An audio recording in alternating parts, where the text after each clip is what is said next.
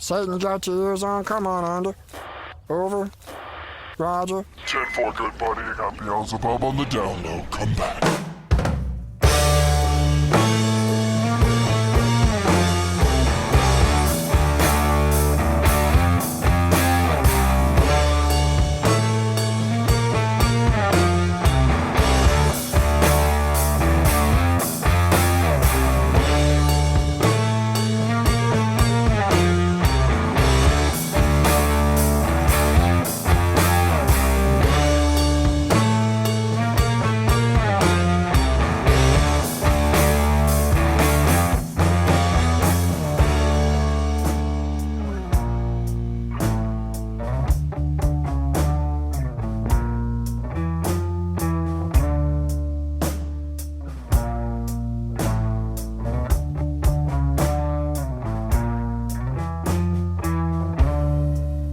What he fears, and he fears what he hates.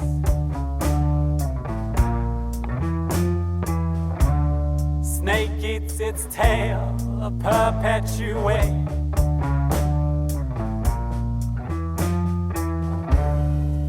Holy mountain, escape from the hands above. The rain falls and melts into his mind.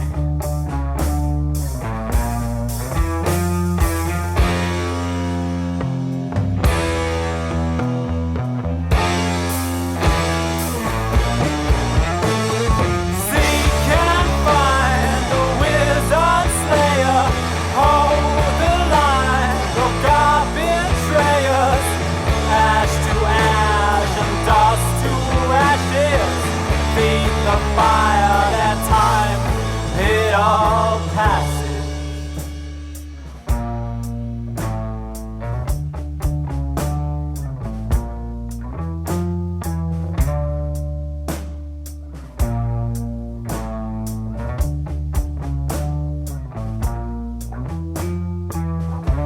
His flame, it still burns, but it blisters who stays. Sleep next to a fire to keep wolves away.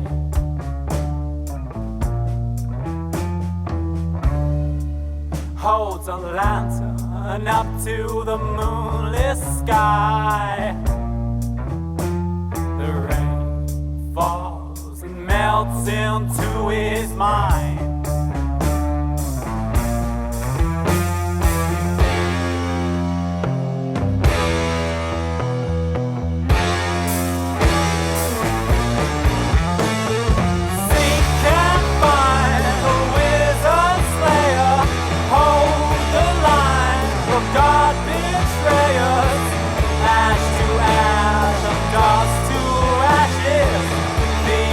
Fire that time, it all passes.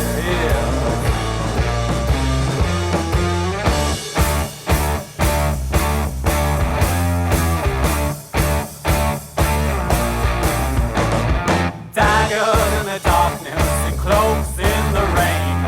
Wizards they scatter like rats in the hay. No rest for the restless, a hand in the haze. The shadow of shadows sets the darkness ablaze. Daggers in the darkness and cloaks in the rain. The wizards they scatter like rats in the haze. No rest for the restless, a hand in the haze.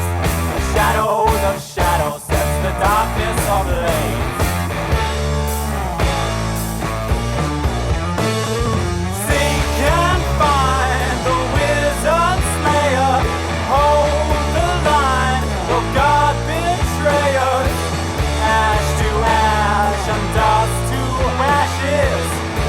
The fire that time, it all passes. Welcome to the Dreams of Consciousness podcast. If you'd be so kind, would you mind introducing yourself? Hey, I'm Owen from Sleepwulf, coming to you from Sweden. And Owen, how would you describe the music of Sleepwulf? It's a bit of a kind of throwback to of the occult sounds of the 70s, when all that kind of neon psych mysterious stuff was going on. So a lot of just like super exciting albums were coming out. So I think that's where we get all our that's where we get a lot of inspiration from, and we're trying to kind of reignite that and bring it to the forefront now. Do you want to mention what some of those occult inspired albums were? I think it's a lot of, so the original occult guy, have you heard of someone called John Dee? I have not, no. Okay, so he's back in like the 1600s. It's basically the guy that the wizard archetype is built on. And I think he was like best friends with the Queen of England at some point. He was a spy. He invented all these navigation things, but also he was a big on alchemy, which was like the big science of that time. So he kind of went on all these crazy journeys and wrote lots of stuff where he contacted spirits and invented all these insane ideas and things like that. So I think from that it stemmed to like lots of modern movements, like kind of Aleister Crowley and the Golden Dawn and things like that. And I think a lot of the occult is kind of like manifesting, taking words and manifesting into an action. And I think that's what we kind of try and do with the album and the music. That's where we kind of starting point. Yeah, hope that makes sense. Yeah, absolutely. And as far as the 70s bands that you mentioned, are there any particular that you would say informs the sound of Sleepwulf? I think it's like any band. So like all the members have different influences. I think we've all aligned with Black Sabbath, like most people.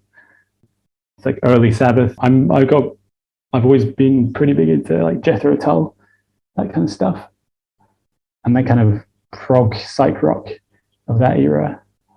I think also like things like bands like Led Zeppelin, like a huge influence on us. The kind of basically maybe the like Led Zeppelin seem to be the masters of taking you on a journey in songs, and we try and use that as inspiration for writing stuff, but it's difficult.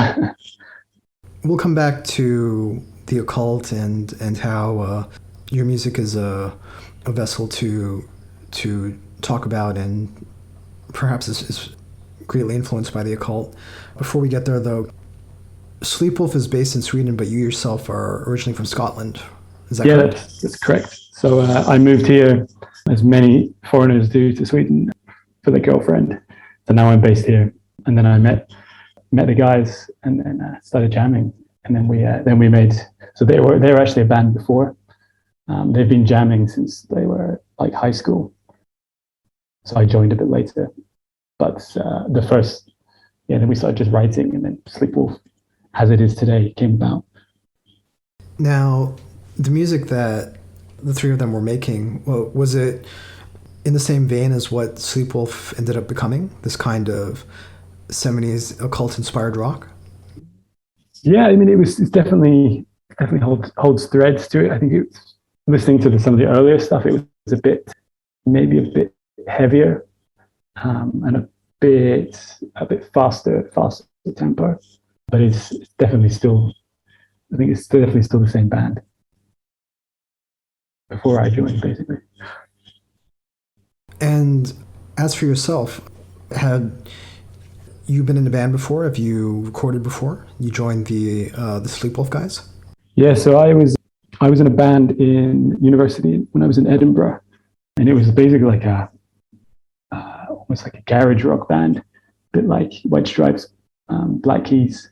So I was singing and playing guitar, and we had a drummer, and that was super good fun. But then I moved away. Obviously that couldn't carry on. So then I went to look for.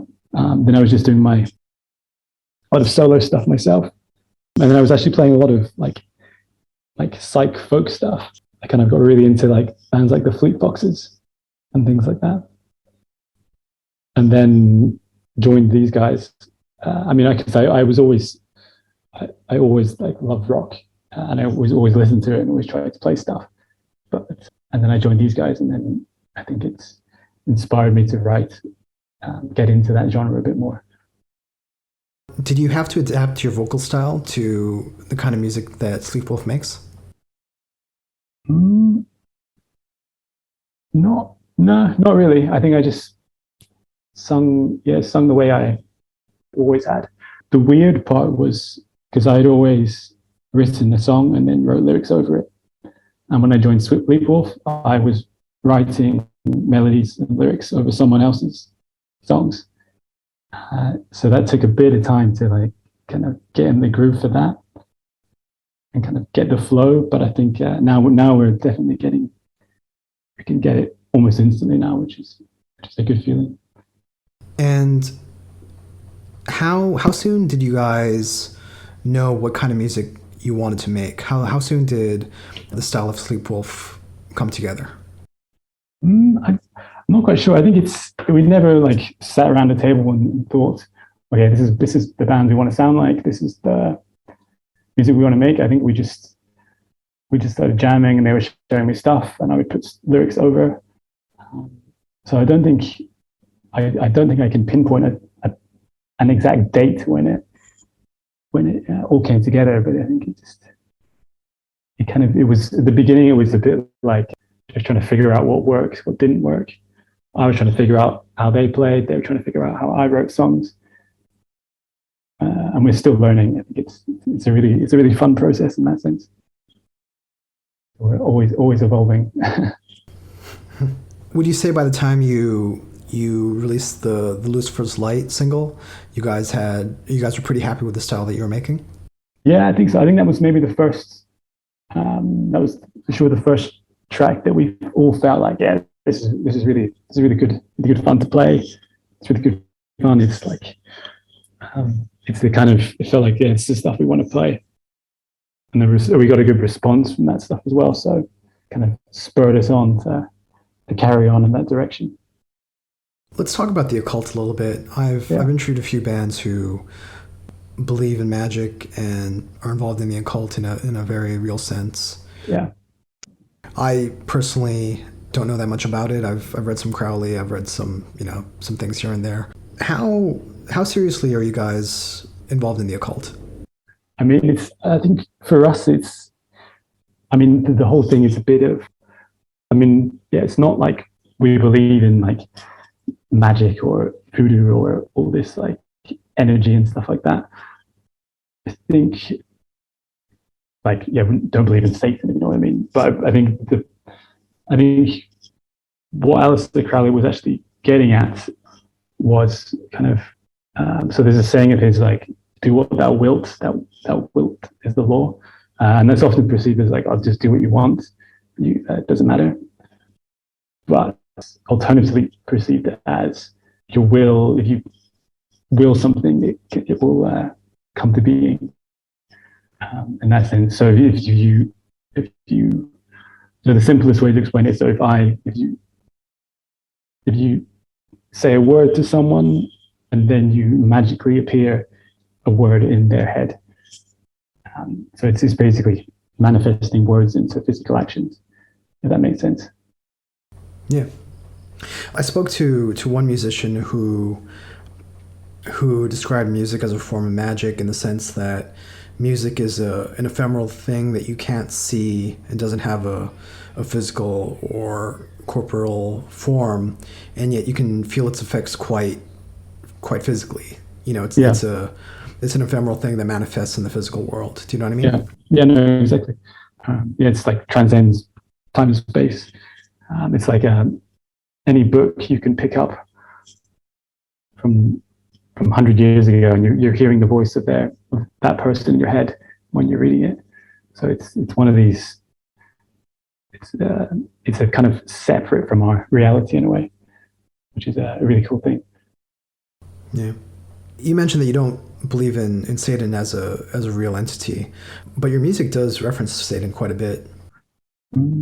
Yeah, I think it's so. A lot of it is. So a lot of the organized religions is quite like dogmatic, and do as I say, not as I do, kind of thing. So it's almost a bit like not a protest, but kind of a way of kind of holding it up to the light and showing its flaws. So then there's the modern Satanist movement in America. Are you aware of that? Are you talking about the Satanic Temple? Yeah. So I think they don't actually believe in Satan as like as a real person living under the earth with demons and things like that. Yeah, they're like a protest group for the most part. Yeah. So I think it's a long. I don't think it's a protest for us, but it's more just he resembles a lot of the things that are. He basically holds a mirror up to the world and shows us our flaws. So I think that's the route we're going with that. Satan as rebellion, Satan as a antagonist of the established order. Yeah, I think that's how we see it. Like Satan in the John Milton sense, right? Yeah, it's not like not with pitchforks and fire and stuff.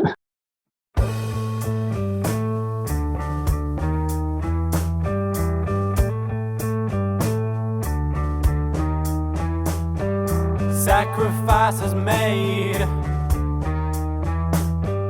burn out by the flame, understanding stones in the pagan glow. Planets will align on the path unknown. Hunger of the pines, as above as below.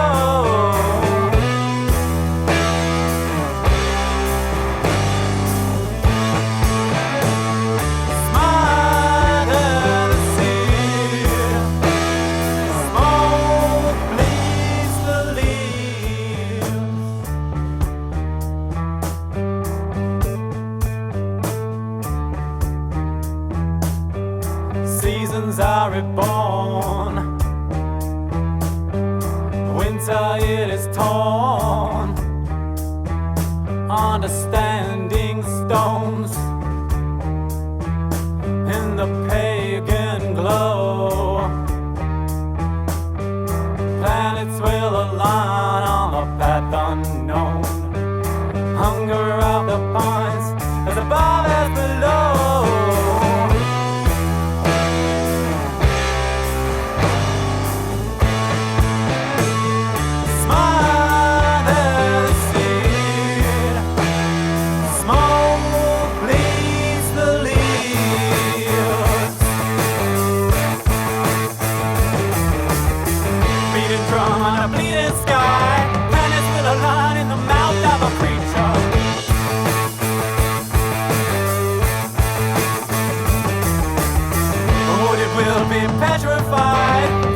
The past tense and the past is the future.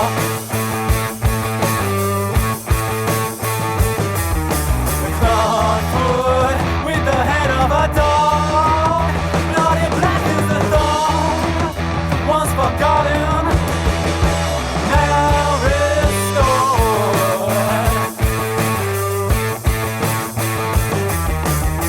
Beating drum on the bleeding sky. Planets will align in the mouth of a creature.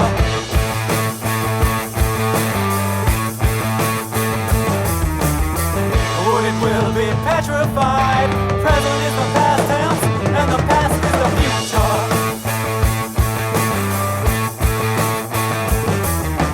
Clawed with the head of a dog. Bloody black is the dawn. Once forgotten. Cycles over underground with no sound for miles, miles, cold blood reptiles. Cycles over underground with no sound for miles, miles, cold blood exiles. Cycles over underground with no sound.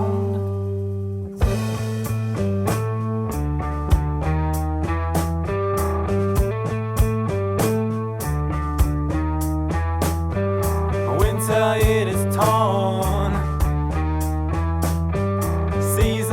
are reborn, understanding stones in the pagan glow. Planets will align on a path unknown. Hunger of the pines is above as below.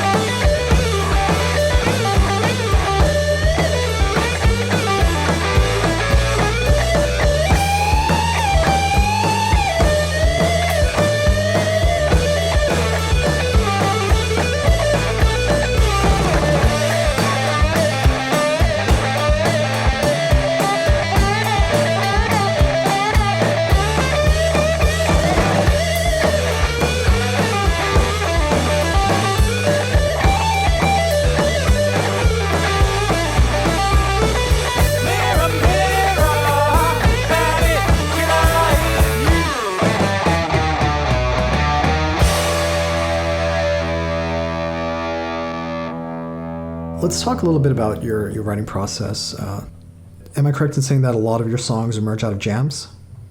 More recently for the new album they did.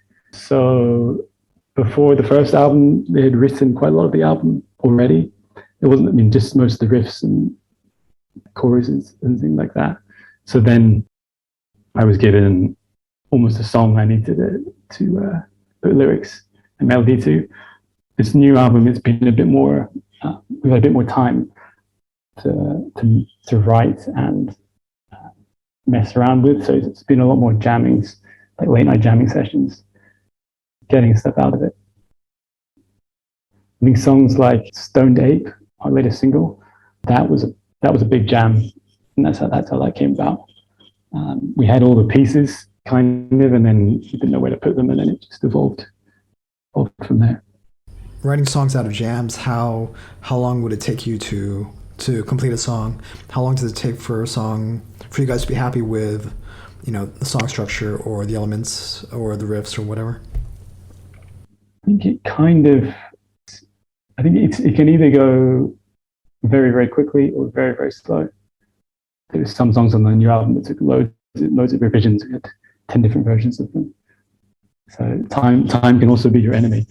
Sometimes when you're backed against the wall, you have to make some quick decisions, get stuff done. So I think for sure the skeleton of the song, we get that very quick.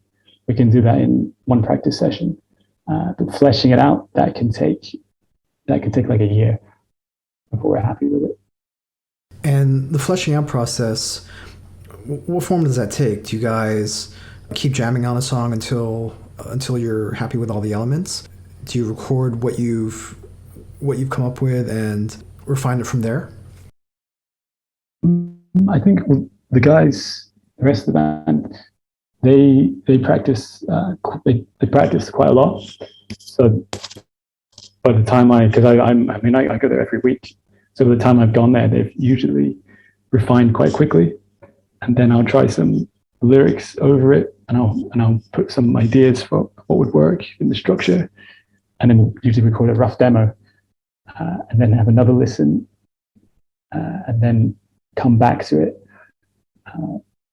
a few times and kind of do that process. They'll refine some, make a new breakdown, show me, I can write some new lyrics to it, so put some ideas. So that's usually the process. It's not always that way. So it's a lot of like continual evolution. I think I think what we've done quite well is everyone in the band can say, I don't like this, and nobody takes it personally.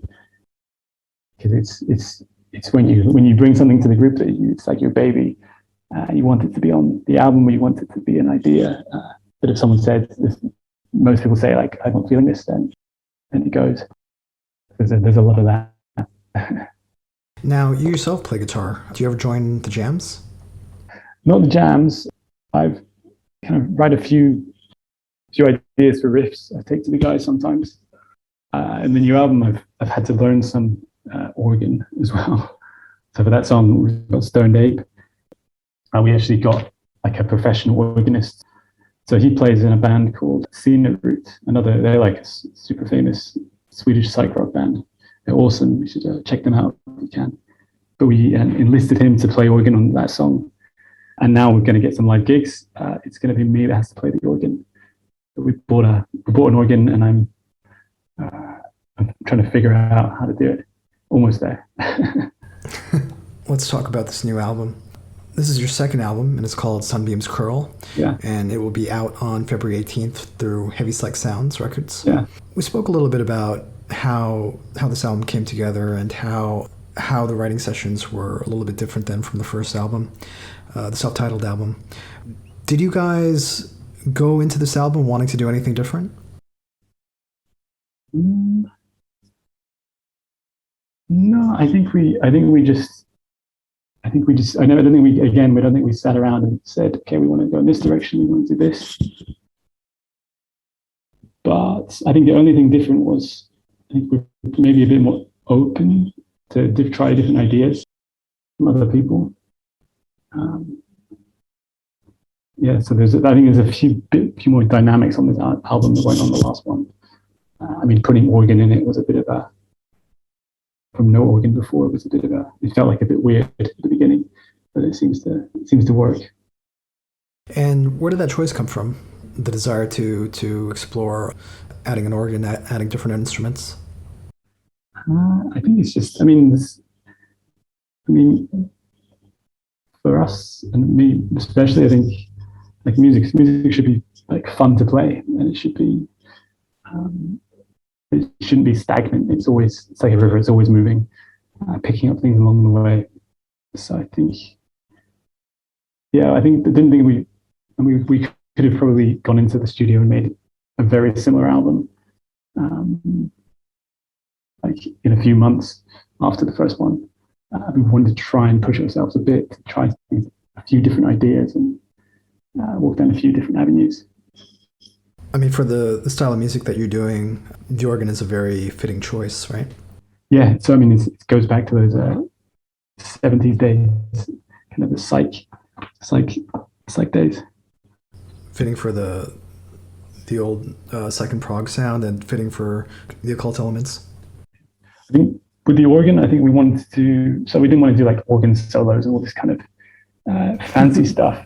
But I think we wanted to... No Iron Butterfly organ freakouts? No, 10-minute solos on that.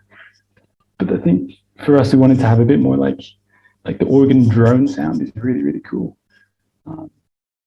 Sometimes it's best when also sometimes you don't even realize it's there. It's just in the background, adding atmosphere. So I think that's what we're trying to do a bit with this. Yeah. Yeah, it can be super, super heavy as a... like you said, as a drone element, or as just like a background element underneath power chords. Yeah. Nice. I think sure we'll experiment with some organ stuff in the future. And if we're not decided, like if it works, then great. If we don't feel it, then we don't feel it. So, but we're always open to it. You mentioned Jethro Tull. Are we going to see a flute on the next album? I think I need to learn flutes. That might be on the 5th album there. Yeah. Not yet. Let's talk a little bit about the lyrics and the concept behind the album. Yeah. Would you say that Sunbeams Curl is a follow-up conceptually to the previous album? Yes, I think a lot of the songs on the first album were about like kind of cycles in nature, cycles in the universe. And this one is a bit more kind of breaking those cycles, the consequences. So a lot of it is, a lot of the songs, they've got like a subtext of like environmental doom, basically. So this is basically these cycles are in place and we're breaking them, and then we're gonna reap what we sow. And what inspired that? I don't know. I think it's just the way. It's music is a way to channel what's going on, how you're feeling, and I think everyone's feeling a bit more and more aware of kind of impending doom of what's coming in the next 50 years for us. So it was kind of a way to like crystallize it. Let's talk a little bit about the recording. Can you tell me how you guys recorded this album? It was done pretty much all live, and it was done on a kind of old Tascam reel-to-reel machine. So I think we made it as tricky as possible for ourselves. There was no going back and adding bits that we made mistakes. So if we make a mistake at the end, I have to scrub it all. If you can actually hear the difference, recording on tape versus recording digital, I don't know. I don't know, but apparently people can hear the difference. I think for us, that process of getting it in one take was important for us, because we kind of wanted to keep the jam vibe going and not have it all perfect, if you know what I mean. Before I read the notes about how the album was produced, it did have a very retro feeling, and I don't just mean like the 70s element. Yeah. It does feel very live and very organic.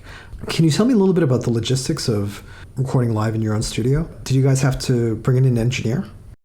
Yeah, so what we did first was we have all the equipment in our own studio. We have all the mics, all that kind of stuff. None of us are qualified sound engineers, so we got a professional to help set us up. So get the mics, get everything sounding good, to get the mics in the right place, all that stuff. So all we needed to do is just press record. So then we did it ourselves over like the space of a few weeks. And then once we were done, we sent it to the guy who set us up to mix it. So it was a guy called Ulf from Hobo Rec. He's from our part of Sweden.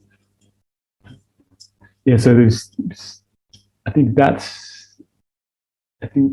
we wanted to avoid the kind of stress of going to an expensive studio and having to do it like perform just like one or two takes. We wanted to be able to okay, we're happy with this, and also try different things if we wanted to. And did you overdub your vocals? Yeah, so it's just one overdub on the vocals. It's hard to record vocals live. I don't think anyone would hold that against you. Yeah. So that was just, I think it's the logistics. I think if we could, we would record the vocals live with the rest of the band, but our space doesn't offer that yet. So we would get too much bleed into the mics. Yeah, that's what I meant. I wasn't referring to your performance. Okay. Just logistics in terms of the guitars bleeding into the vocal mic. Yeah. It makes it kind of hard. You end up getting these. It kind of drowns out the vocal sound, I think. Yeah, for sure. Did Ulf also master the album? No, we actually got Tony Reed to master it. So he's from the States. He did our last one as well. He mastered it. So we wanted to keep it. We were happy with him, so we stuck with him. How did you guys record the first album? It was the same process. We used a different sound engineer at the beginning. So I think this time we had the luxury of being able to go to his studio when he was mixing it, so we could get exactly what we wanted. Because sometimes it's quite hard to describe what you want over email. So I think I think this is the way that seems to work for us best. Take our time at the beginning, do it all ourselves, then in the mixing process, be part of that as well to get the sound we like. And how would you describe the difference in sound between the two albums? I think because we could go to the studio this time around while it was being while the final master was happening, we could get everything sounding like the way we wanted it more this time. So I think it feels a bit more polished, and the way you hear it in your head, basically. Yeah.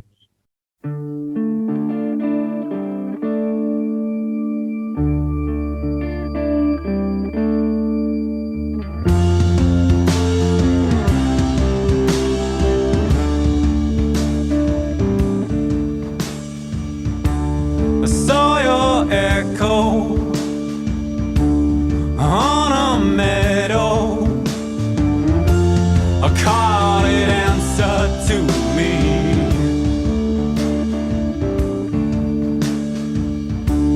The time will waste you. The mother made you. Is lying under fallen leaves. A ghost and goblins groveling, squabbling, living in the night, living in the day. Serpent slithering, shivering, quivering, original sin, thoughts consuming.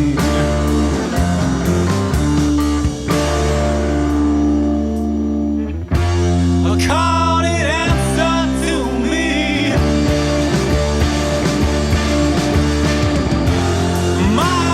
Mycelium, the memory. Come down from your tree. Stone Ape is your family.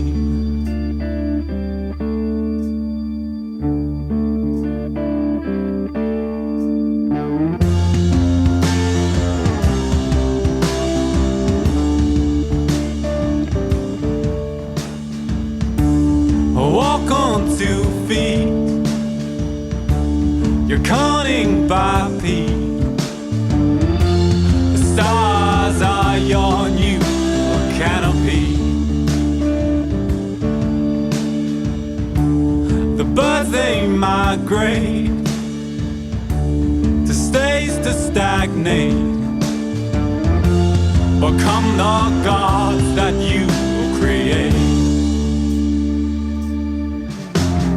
Walls are crumbling, stumbling, tumbling. A fire in the night, a fire in the day.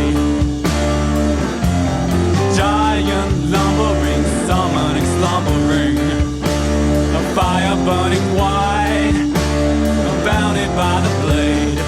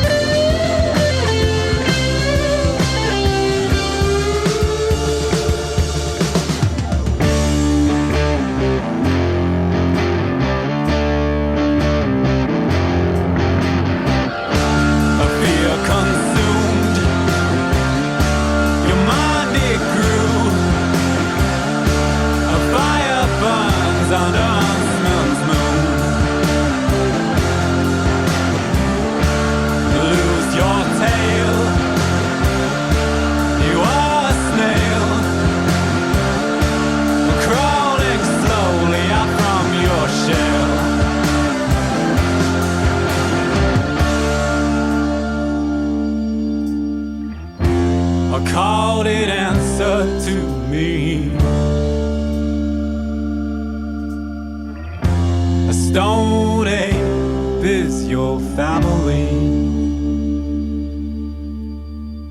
So the album we're talking about is called Sunbeams Curl, Yeah. and it will be out on February 18th through Heavy Psych Sounds. Owen, tell everybody how they can order the album. What's the best way to get it? So the best way to get it is from our label. So you can either go to heavypsychsounds.com, search for us there to pre-order, or you can do it through their Bandcamp. So that's heavypsychsoundsrecords.bandcamp.com/album/Sleepwulf -sunbeams -curl. And then you should be able to find it. If not, just Google it. It will come up. We've got a link on our Instagram. It's all easy now. And I should mention Heavy Psych Sounds is both a US web shop and an European web shop. So people can order it from whatever store is closest to them. Yeah. Save on that shipping. Do you want to say anything about the physical versions that Heavy Psych Sounds is putting out? Yeah, so I think there's actually a few hidden secrets on this album. So back from the set, going back to the days of the 70s, they had all these kind of novel albums with you look at it a different way and it's optical illusion. So we wanted to kind of recreate that. So there's actually a few hidden things in the artwork. So on the front, that code leads to some hidden treasure we've buried. So anyone who cracks it can claim that. And on the back, so some of the artwork can be only seen in a cylindrical mirror. So we've kind of designed it, the whole concept from the album, from the songs to the artwork. It's like a one piece. Interesting. And Heavy Psychs is putting out a bunch of limited edition colored vinyl, right? Yeah, putting out more vinyl than we've ever made in our lives. So that's exciting to get it. I think we've got a few posts today, so it's starting to arrive in people's homes, which is always good to see. We haven't actually got our copies yet. They should be arriving today or tomorrow. So exciting times. And I should mention that Heavy Psychs is also re-releasing your first album as well. Do you want to say anything about the reissue? Yeah, so it's new artwork, and we've also recorded 3 extra bonus tracks for this reissue. They're basically tracks that wouldn't fit on our second album, so they're recorded and mastered up to the same standard in that way. But we give it a little present to everyone who wants to go for the reissue.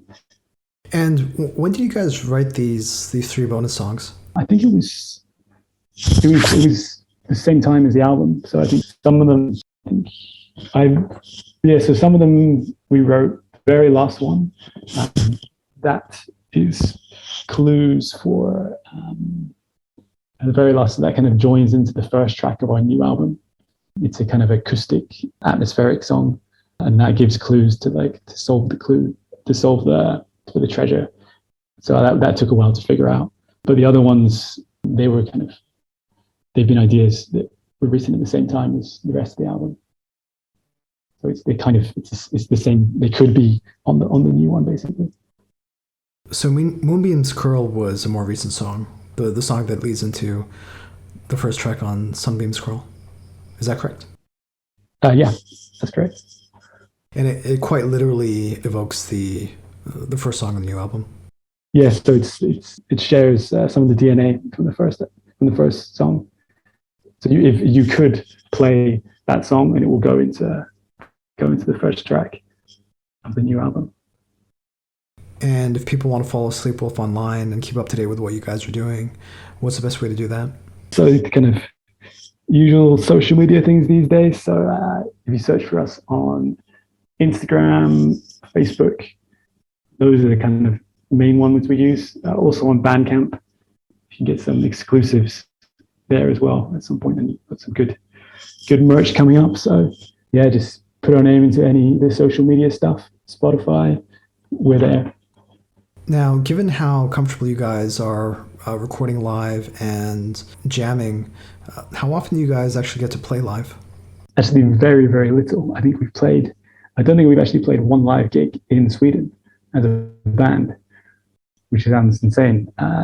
We played other countries, but not Sweden. I think when we released our first album, that's when Corona hit. So then everything's been cancelled up till then. Yeah, so we've played very little. We're really, really looking forward to that. We've actually got a gig on the 25th in Stockholm. So we're playing with Haze Maze, I think you know them, and a band called Anytime. That should be a lot of fun. Blow some steam off. Both very cool bands. Yeah. If I might be so gauche, Haze Maze would be the interview immediately preceding this one.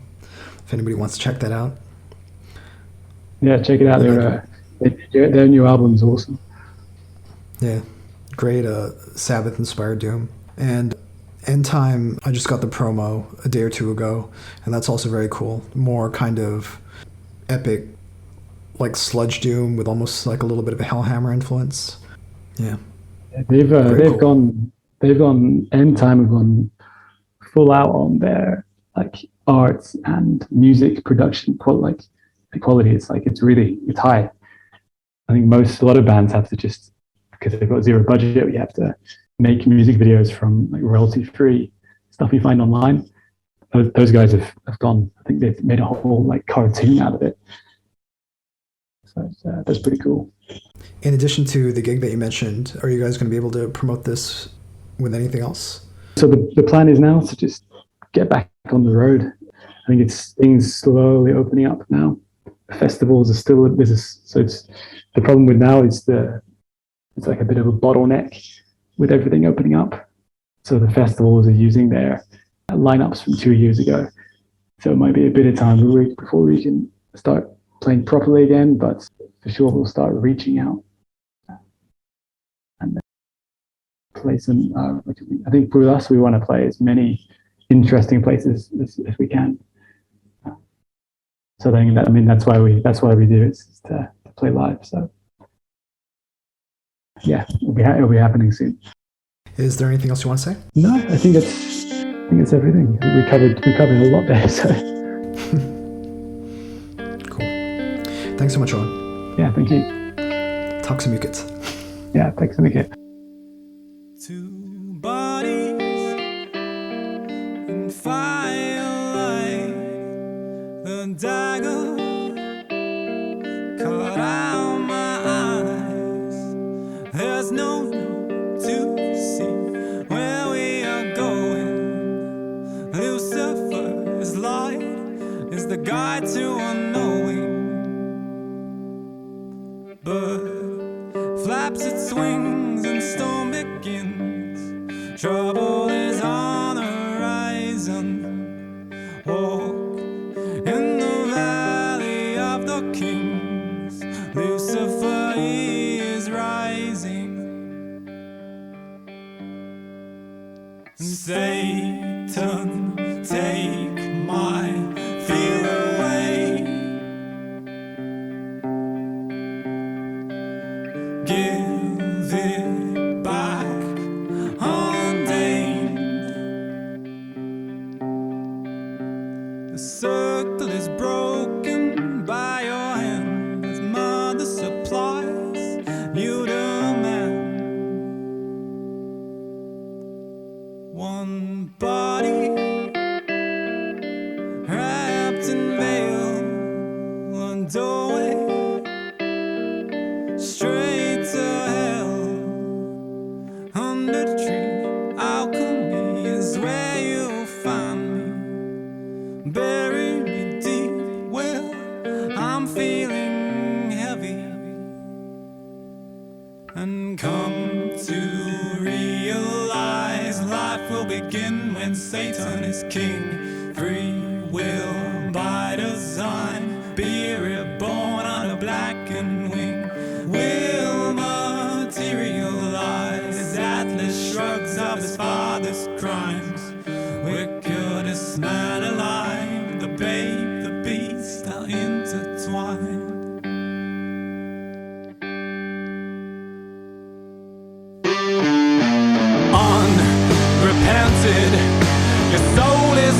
contested. The summit of a serpent arriving right inside you. Born hypocrite, the snake bit in the pulpit, the words to misinterpret. The shadow walks beside you. Come to realize life will begin when Satan is king. Free will by design, be reborn under blackened wing. Will materialize as this shrugs off his father's crimes. Wickedest man alive, the babe, the beast are intertwined.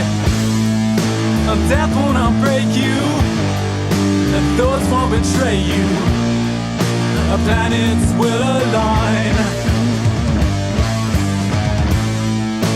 Smoke you'll turn into, the earth cannot shake you. The spectre comes alive.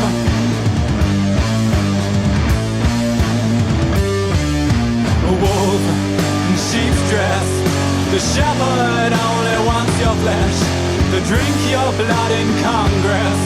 A jailer in the jury, scorn to refuse. His love is but a cannon fuse, a garden filled up with abuse. Fear the master's fury. Come to realize life will begin when Satan is king. Free will by design, be reborn on a blackened wing.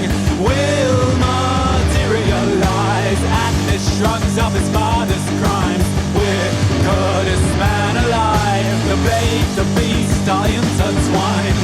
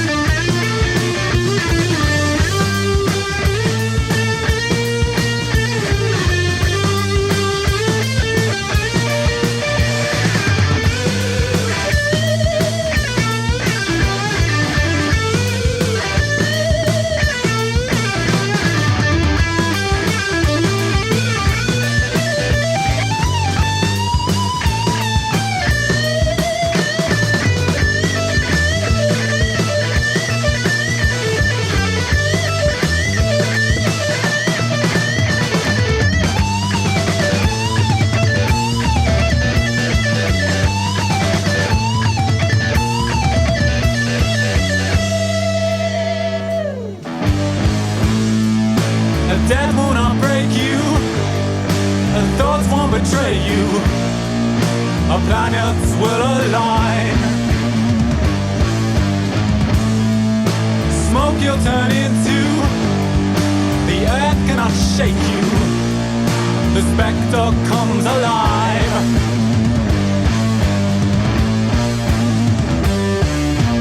Hope stranded, his children he abandoned, cast out and then commanded.